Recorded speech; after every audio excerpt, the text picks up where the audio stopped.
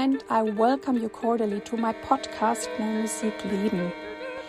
This is a German podcast I started in 2018, but as I have communicated already, I present now one English episode each month. So if you also want to support me and my work, please subscribe or please recommend this podcast to your friends and colleagues.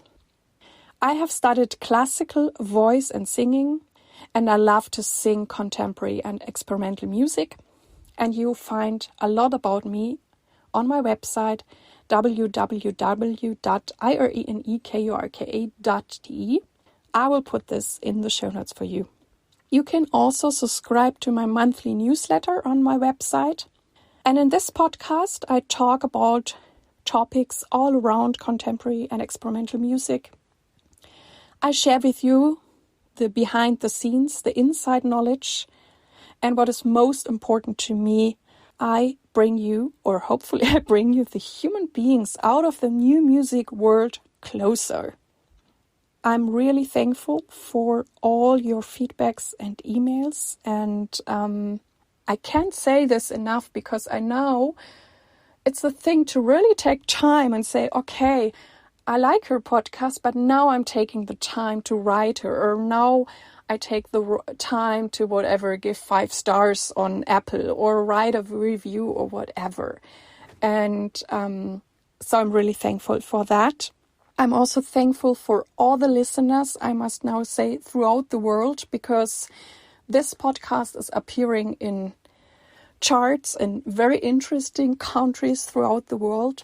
So wherever you are, this is a big hi and hug to you, and thank you so much for listening to this podcast, supporting my work, and also make the new music world more visible also for the others. I'm cooperating with the NMZ, Neue Musikzeitung, and in today's interview, I'm talking with Max Riefer. Max Riefer is a percussion player. He also has the new music ensemble at the Musikhochschule Lübeck in Germany at the sea. Very gorgeous town. He's a professor there. And despite the fact that he's an amazing percussion player, and we talk about also this instrument, he has been working and also living in Southeast Asia a lot. And we're talking about the music scene there. And that is so exciting. I'm so happy that I can present this music to you, the scene over there, and there will be more interviews coming up about this area because, we both, Max and me, have the feeling that we should know more about what's going on there. So this is the opportunity to figure out what's going on in Southeast Asia, and you get to know Max Riefer. So please enjoy the interview with Max. Hello, Max. Hello, Max Riefer. I cordially welcome you into my podcast, Mein Musikleben. Thank you very much, Irene. Thank you very much for inviting me. Let's get started with the question. How did you find your way into new and experimental music? Yeah, I mean, considering that I'm a percussionist, I think, we can't avoid that sooner or later. But actually, I was very lucky to have a teacher, my very first percussion teacher in the city's music school where I grew up in, St. Wendel in Saarland. Norbert Scherer, he played new experimental contemporary music. And I remember a concert that he played together with Achim Seiler from Schlagquartett Köln. And they played Steve Reich clapping music, and they played some parts from Stockhausen Tierkreis. And the rest I don't remember. But I do remember that I thought this music was somewhat appealing. So I wanted to know more about this. I was very lucky to have a teacher who was very supportive of that. And I played in the National Youth Orchestra. For sure, we played some premiers there, Peter Rosiczka and others, Bernd Franke. And then also sort of, it was a coincidence that I found my first, a new music ensemble for piano and percussion with pianist Sebastian Volz. And I was barely 17 at that time or so, but we were asked to play a concert together. We didn't know each other. And then we had to look at stuff, like repertoire for piano and percussion. And I was very sure I don't want to do some, Baroque transcriptions or so. At that time, it didn't make any sense for me, and still today it doesn't. So yeah, so I got into this new music world, and then I started studying, with Bernhard Wulff in Freiburg. And of course, then you are exposed to a lot of beautiful new music. I think there's this short, story that I can tell, in the very first meeting, my very, very first meeting before my first semester, with Bernhard Wulff at the studio. He was talking about plans for the next semester, and he talked about a concert to China, and I listened, but it didn't even came to my mind that I would go on that tour. And suddenly he gave me a part score, and I looked at it, and it said Yanis Xenakis, Persefasa. So I knew that at that time, Yanis Xenakis is that dude who wrote Rebond. That was all I knew about him. And so I asked Bernhard Wulff, "Oh, what is this?" And he said, "Didn't you listen? That's for the China tour." And that was my summer before the first semester, practicing Yanis Xenakis. But so these were the some of the milestones of me getting into new music. So this was then already your first tour to Asia? That was my first trip on my very first day of studies. Yeah. That's really amazing. And also that you got to play a piece by Xenakis. I mean, he's like, I guess, the hero for percussion. He's definitely one of the very, very, very grand, important people. Yeah. Yeah. Okay. And so then you went to Southeast Asia how was that for you? Are you getting, touch base with such a different country than Europe? Yeah. So when I moved there in 2015, I was not a complete stranger to the region. I think that's very important to keep in mind. The very first concert tour to Southeast Asia was in 2006, also with the percussion ensemble of the Musikhochschule in Freiburg, Music University. And then let's say the very influential tour was in 2011, going to Manila, with Ensemble Celici, and that was organized by composer Dieter Mack. And Dieter Mack, some of you might know, he is also not a stranger to the region as well. He's very experienced. So through him and through this tour, I got to know some of the very important, very influential composers like Jonas Baez, Kyung Chong, Ikaho, Iwan Gunawan. And from then on, I got invitations to do projects in Southeast Asia, mostly in Singapore and Malaysia. So that was in these 4 years between 11 and 15. So I remember that at one point, people asked me, "Hey, you're in the region so often. Could you consider staying here for longer?" And I could. So I got this job offer in 2015 and decided I just go. I'll try for a year, and then we see what happens. Well, it turned out to be a bit longer than a year. Yeah. So how was that? It would be very, very superficial to say it was fantastic, but that's what it was.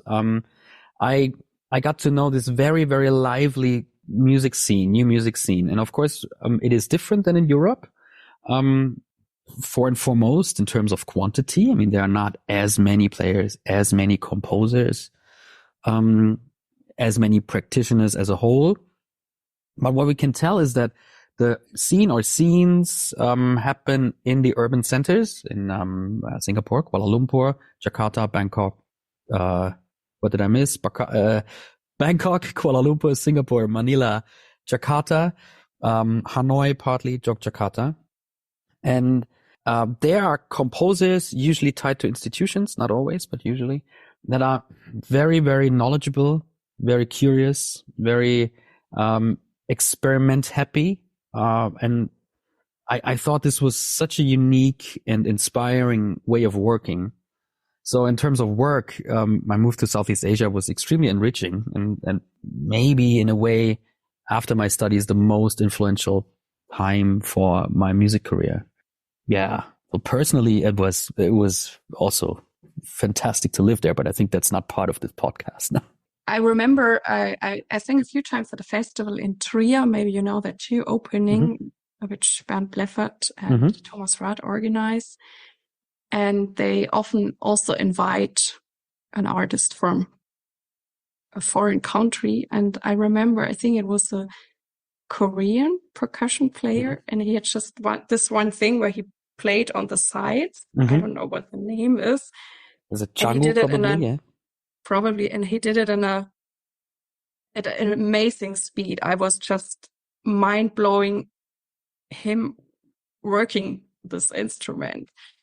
And it was so fascinating for me that was all he played. It was just this drum, but he played it to a super, super, super perfection. And I actually sat there with a percussion player, and he was also very amazed, but he said, well, I can play so many different drums really well, but I probably could not do what he did. And so I'm now curious, how is it there? Or is it still like that with percussion, or does it depend if it is more traditional or more contemporary? I mean, you also play many percussion instruments, and what's going on there in all those nice places you just mentioned? Yeah, that also depends a little bit where you are. I think for example, when we look at Indonesia, there's still this very, very strong, gamelan tradition, which is probably the most known. There are other modes of performance as well, of course. And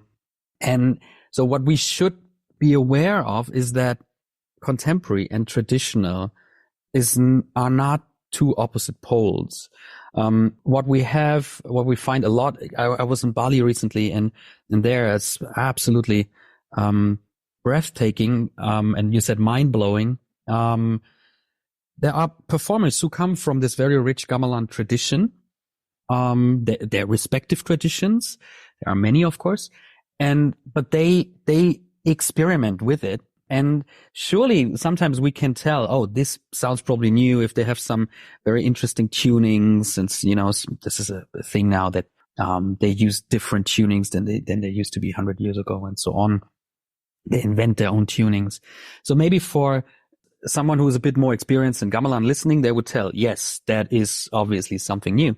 But I think if you don't have this experience, you sometimes could not even tell if that's new, it's that old, is it traditional, is it experimental?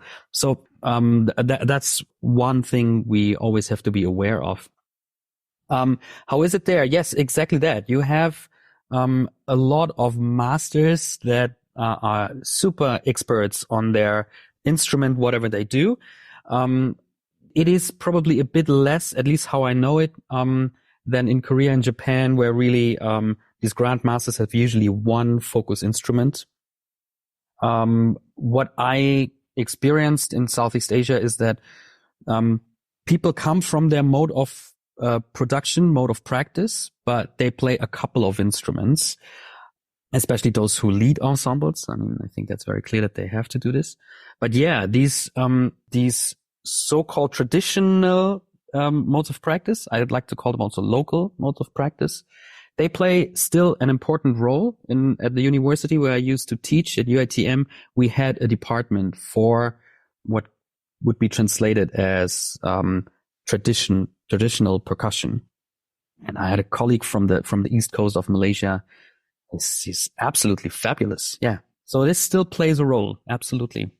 And then I also can hear that the traditional music and whatever we call new or contemporary is much closer than maybe here in Germany.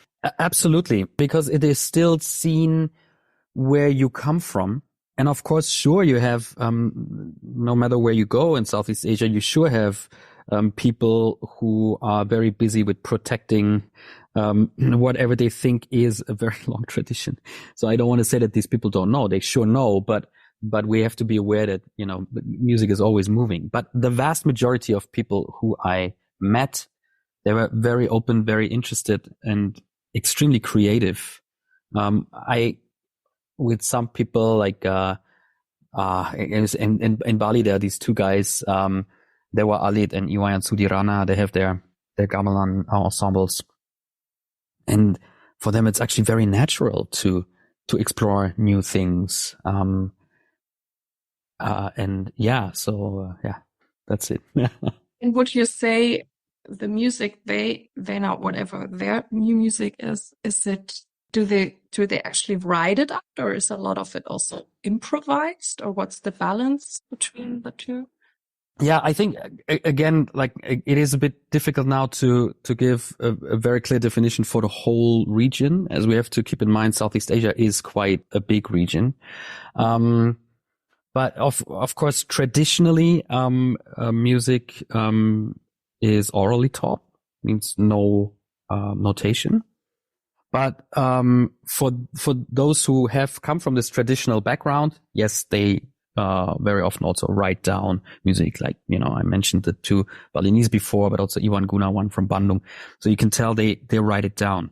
But also what we have to see that in Southeast Asia, you also have these composers that have this knowledge of their local traditions, but they also compose in a way what we would describe as contemporary music or new music or experimental music as well. Mm-hmm. And they also like invite not just people like you, but also then European contemporary music. Are they curious to listen to it? Absolutely. Absolutely. So what I mentioned before, now let me maybe give you a little historical overview. Sorry for that.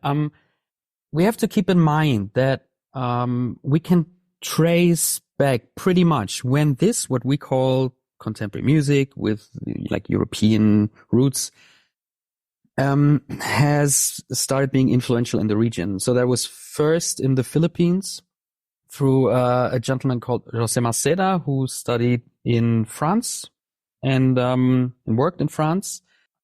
He brought these thoughts that, these ideas, back to the Philippines, and the same in Indonesia with Slamet Abdul Syukur just a few years later. So Maceda was in the early 60s and Slamet Abdul Syukur in the beginning of the 70s, 19, obviously.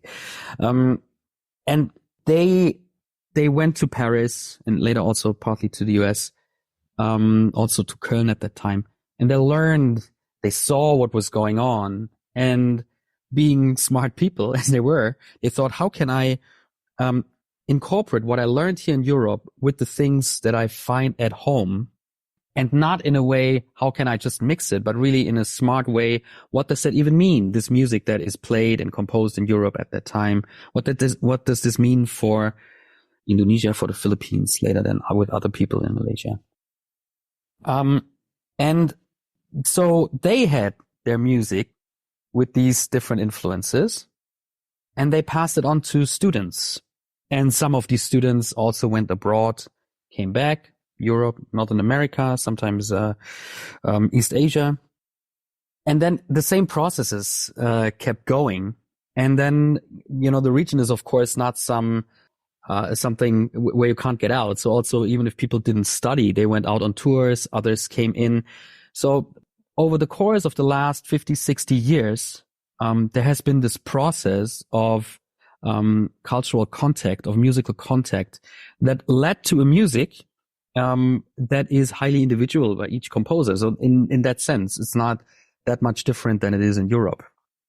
What is different, of course, is that some of these composers still think about, what are my roots? What is this music that I grew up in? Maybe some of them, maybe not at all. If you grew up in Kuala Lumpur, you might not get in touch with not necessarily get in touch with some traditional music from the east coast of Malaysia, because it might not really happen around you, depending on where you live. But there are these composers who still sort of are in between this, and therefore it's a bit difficult to give this music labels. But I think what is so interesting is exactly this discourse. How do we deal with this formerly called European, now with these local modes of performance? I thank you very much for this overview and when it all got started. The other thing I'm often thinking about, and I will explain it. For one thing, I also got into medieval music, and then I realized that over the whole world, for a really long time, all the music was modal. And if you looked like at the raga or Indian music, Trubat, it's still modal, and it's an oral tradition, and probably they still sing it like they sing it whatever the last 1,000 years or longer. And in Europe, something else happened. We got the printing that we could print books and scores with the early whatever neumes. And so we started printing, and then we started to produce like let's say an artificial music that has not just one voice, but more voices, more polyphonic. And in the other areas, there still might be also more melodies or more harmonies, but it was, I guess it's kept in the improvised sense. And I also realized when I look at Indian music that they discovered much more the space between the notes, and we just ignored that a little until maybe contemporary music with microtones and whatever stuck then to or whatever well-tempered tuning and so on. But then in Europe we started fixing it, and the fixing has the advantage, okay, later on people can look it up and maybe reproduce it, but you also lose things through the oral tradition. And then we had those epochs, areas, those things in Europe, like, okay, Renaissance music, Baroque, classical, romantic, and whatever, contemporary music now, and whatever else is going on.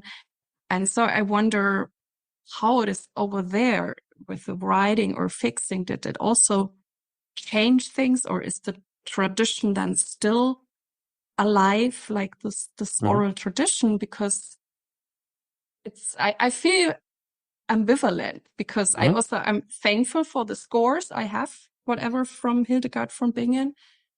But I also am, when I do like raga or so, I'm jealous that they have this direct approach through this long oral tradition. Yeah. I think it exists both. I'm talking about Southeast Asia. I remember I was once invited to a performing arts festival in East Java in the mountains. And when I say really in the mountains, I really mean up in the hills, surrounded by forest. And the festival just got the village got a paved road. I think 2 years before, just because of this festival that's organized by a friend of mine. And in the Lhasa, we had all these performing arts, dancers, music, and so on. It was fantastic. And then the last night, there was a gamelan group from the village, or from the neighboring village, playing.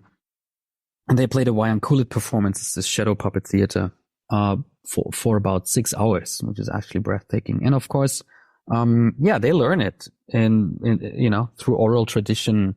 There's no written down things. Also, I talked about my colleague at UITM, Kamrul Hussein, who also teaches through oral tradition. So these things are still relevant and still exist. But now we, of course, have to look at the type of music we play. So if we play pieces by, I mentioned a couple of names before, Jonas Baez, for example, or Tony Brabovo, Michael Asmara, like good friends of mine, learning their music or teaching their music orally is probably pretty difficult, because it is music that would rather resemble what we would consider as European contemporary music. So I think when we can just do this little thought experiment, imagine you would need to learn a marteau sans maître, but orally. Somebody would teach you this orally. It would probably be a very cool experiment. It would take a lot of time, and it would need also the players to be open for this. So I think this really is a question of which mode of production you are in at the moment. Actually, when you say this, it reminds me of something that is also an interesting thought. Now, I think like in the 60s, 70s, also 90s, 60s, 70s, and maybe even later, there have been singers, opera singers, where I know, I'm not going to mention names, but I knew people who coached them and did practice their parts with them. And there were singers who sang all over the world, big names. And they were not like in that way musical trained, like that they could read the score. So they actually really had this piano player who would teach them as long that they knew the part and they could sing the big opera houses. Yeah, why not? Why not? Yeah. Different way. And I Yeah. mean, nothing is wrong with that. I mean, obviously they did a great job. And if you don't know, nobody would question their performance. Yeah, no, and why should it be? I think we can maybe break this down a little bit to say, well, if we prepare pieces for whatever, solo pieces, ensemble stuff, I think the way how we approach this, how we learn this is totally up to us. It should, we hope things to be good in rehearsals, latest on stage. But I think how you get there, that's a very individual thing.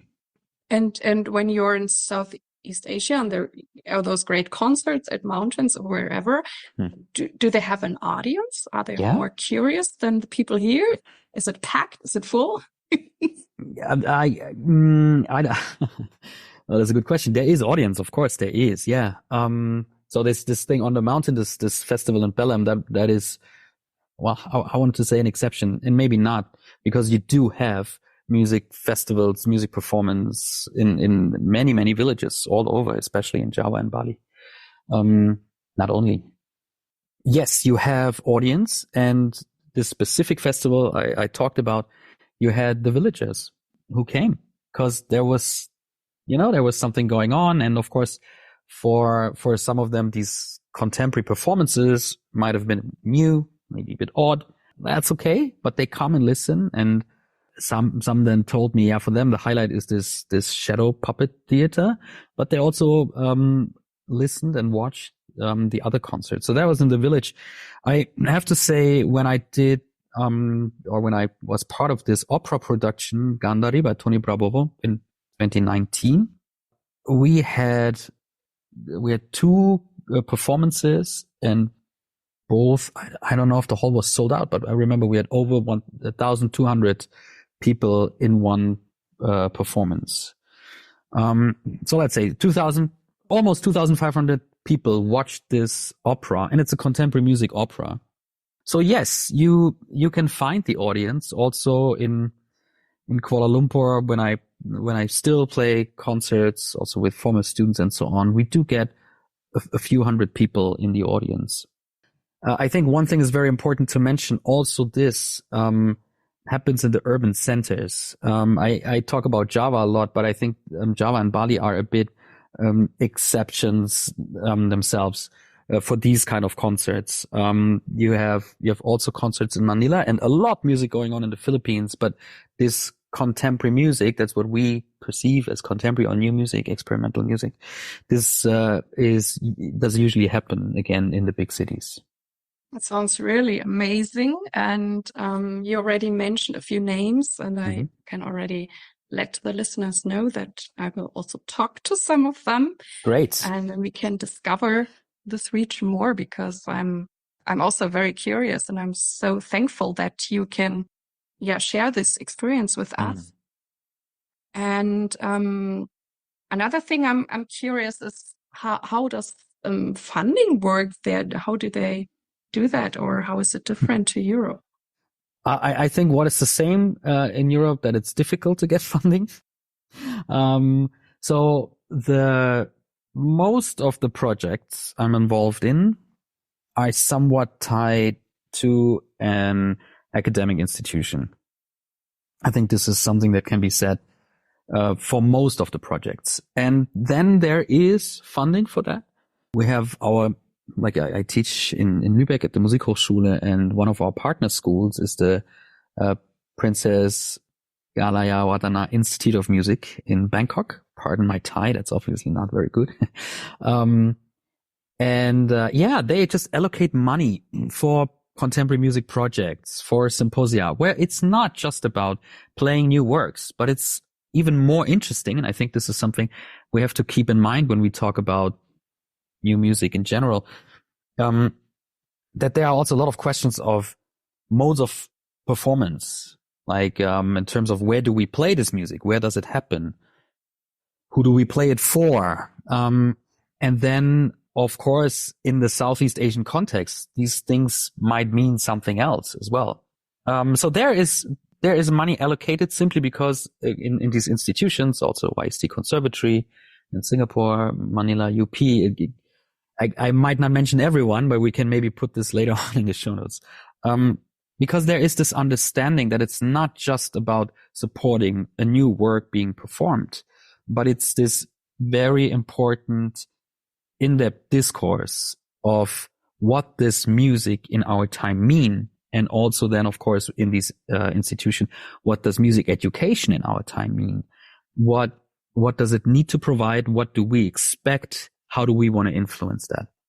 The other projects that are not tied to an institution, or at least to an academic institution, these are it's difficult to find funding. We have to, or we shouldn't say that there is no money. There is sure money. When we think of countries like, especially Malaysia, Singapore, Indonesia, there is money. It's just the question is how you get that money. There are foundations, and of course you can get a little bit here and there, but I'd say it is in a way more or less as difficult as getting funding in Europe.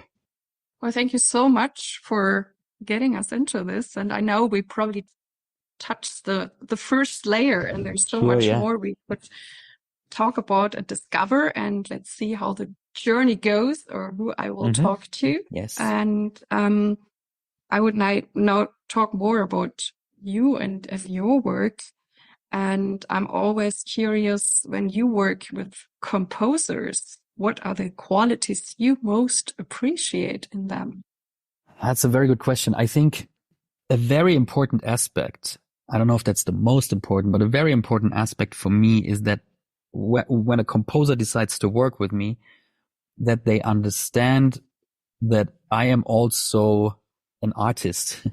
So I of course, I want to do justice to the piece. Of course, I want to play what's written and put it in a very, very simple term. But I realized more and more, I really appreciate when a composer says, hey, this is different from what I imagined, but it seems to work for you. It sounds good. Please do that. So that is one of the things that are very important to me. And then also, I like composers who have this own reflection of cultural context. I mean, this has a little bit to do with my work in the last couple of years. But I think I appreciate this very much when you have people who pose exactly these questions. Where am I from?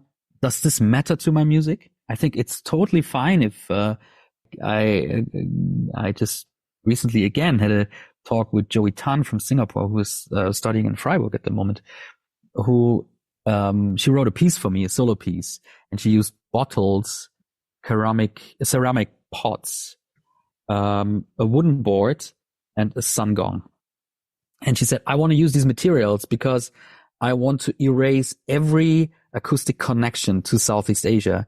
I think that's actually a very valid point. But that already shows me that she did these reflections on what everything she learned means to her art. So these are maybe the two aspects that I could mention on top of my head. Other than that, actually, I'm very open. If somebody writes a piece for me, I will perform it, because I think whoever writes a piece of music for me, that is such a big honor. And also, I think through working with composers, I learned so much more. I enhance my knowledge, widen my scope. So therefore, I want to be also very open and flexible when I work with composers. I'm always amazed when I work with you percussionists or see you and you have all this stuff, all those toys, and then you're obviously most of the times the first who gets there to set everything up, and yes, then you have to clean it up again. And then I always figure that, I mean, yes, you know how to play each of those drums and toys and instruments, but you always have to organize it too. Yeah. that to get there, and that you really have to think to this piece. And how much time does this organization take, or do you get really fast after a while because you grab the piece really fast?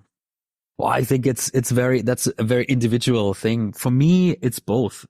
I don't want to say it takes a lot of time, but I want to take my time. Of course, with experience, you see, okay, yeah, I placed this instrument here and this instrument there. But, right now I'm working on a new piece by Peter Edwards, who's teaching in Singapore, for piano and percussion. The duo that I mentioned before still exists. And I saw he wrote for 12 different instruments, like drums, metal, wood, and stone instruments, free of choice. And when I saw the score for the first time, I thought, actually, in order to read this, because it's a lot of notes, in order to read this, I might just organize this as a claviature. Then it's much easier to learn. So I thought, and partly it was true, but when I started practicing the piece, I realized probably then it's too wide. So I placed the drums in front, and then the other instruments still look like it's like chromatically arranged. That was just a decision. At one point, you just have to take a decision and start practicing. And so far, it works well. Another piece also by Peter, he wrote for 25 Almglocken. Super fast, super virtuous. There's no way you can arrange this as you would do it on a marimba or so, simply because that's way too wide, especially in, grabbing intervals and chords.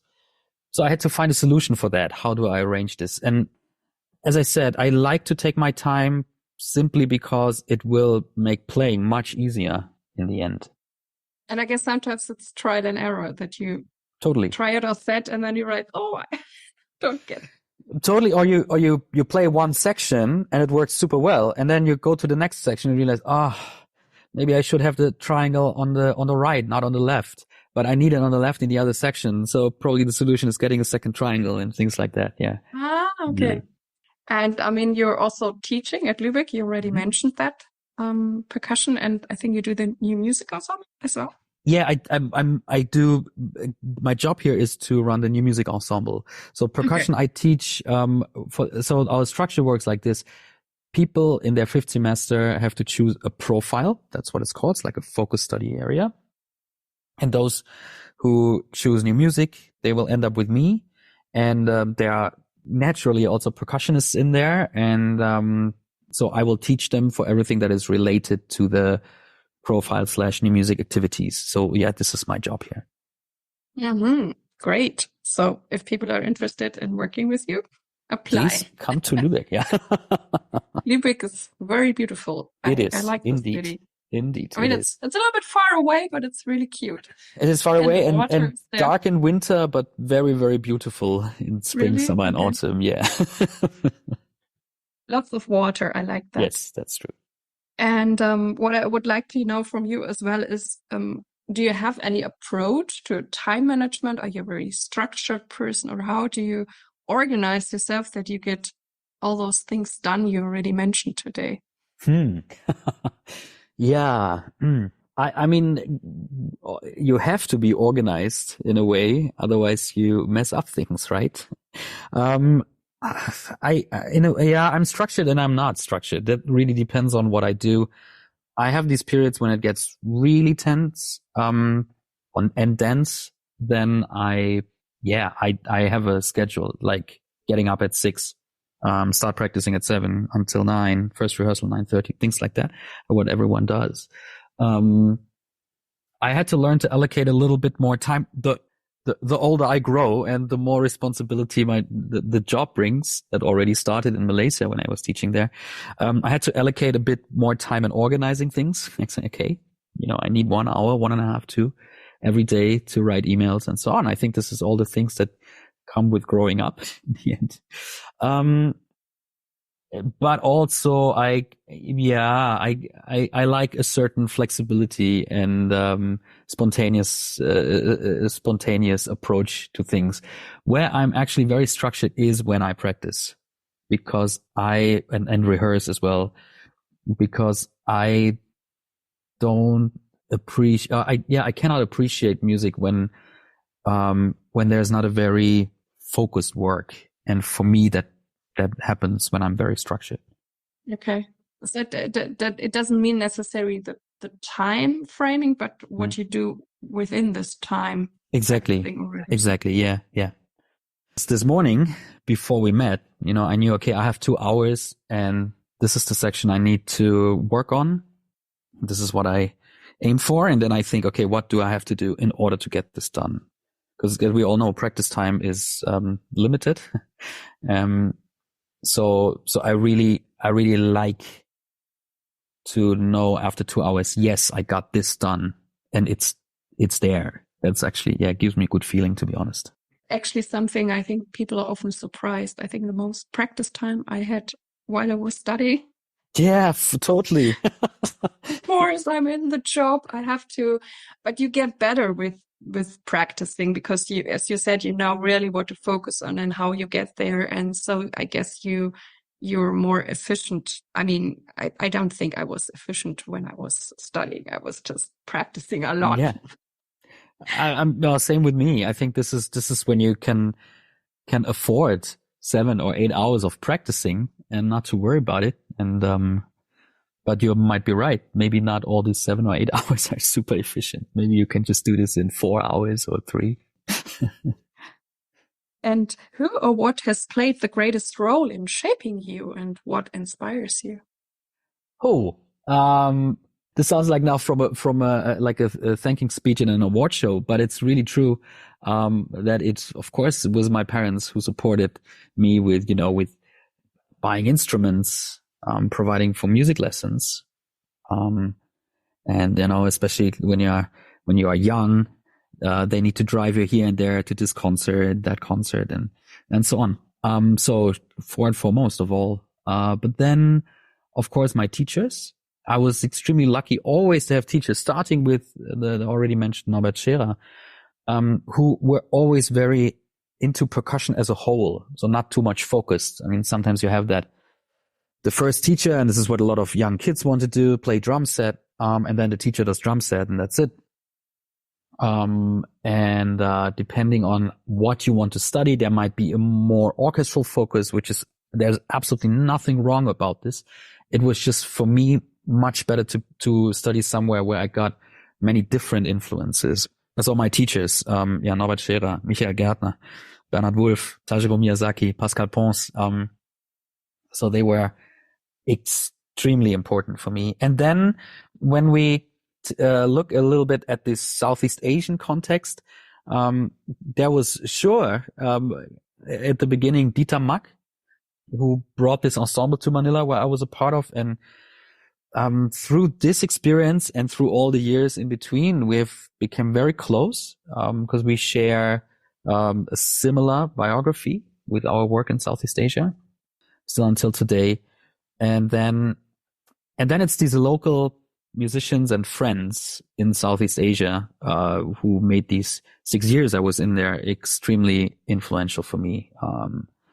It's mostly composers like Tazul Tajuddin, the head of composition when I started working at UITM in Malaysia. There was then the dean, Dr. Ramona, and so many people, composers, who I worked with, Peter Edwards also. So you see, it's a bit difficult to mention just a few names, because I think in every stage in life you meet a new group of people, and then they all sort of have their equal stakes in what shaped me.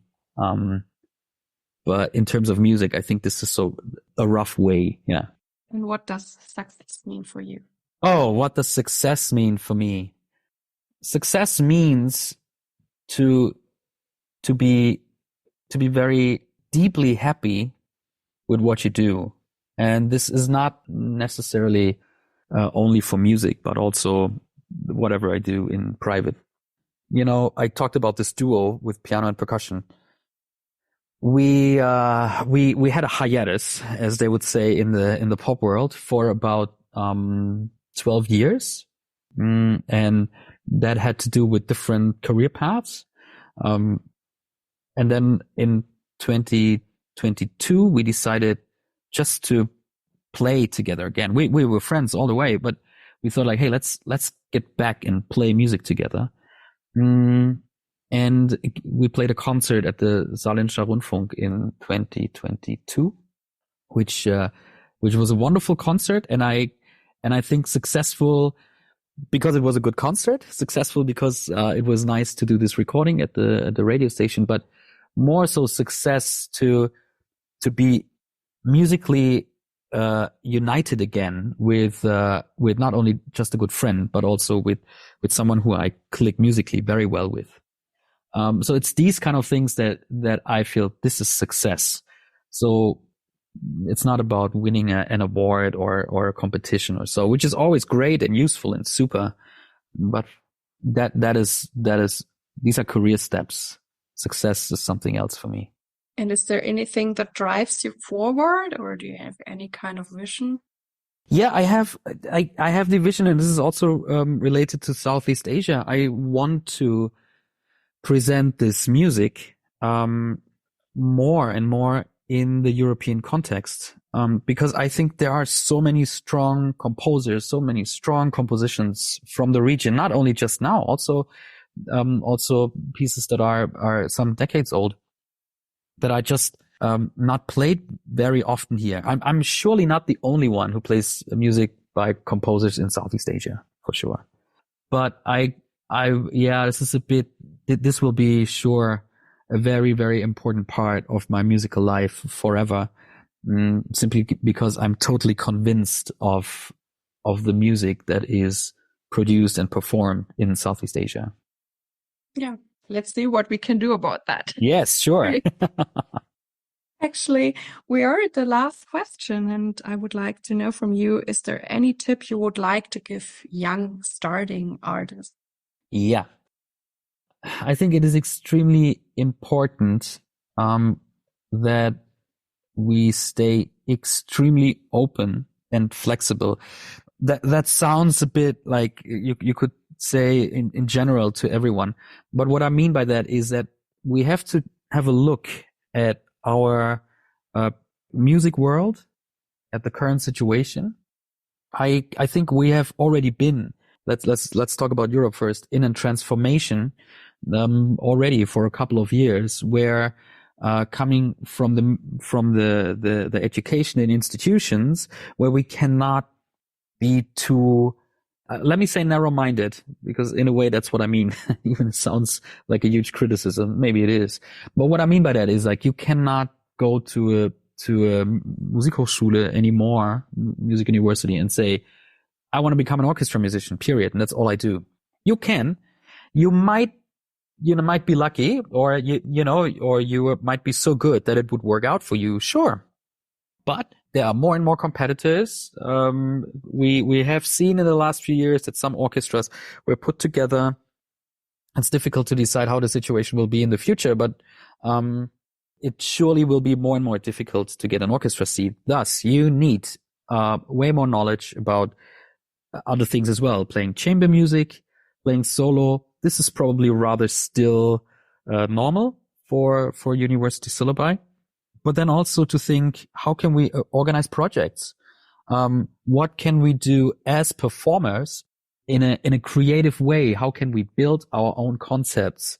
How do we approach organizers for concerts and so on?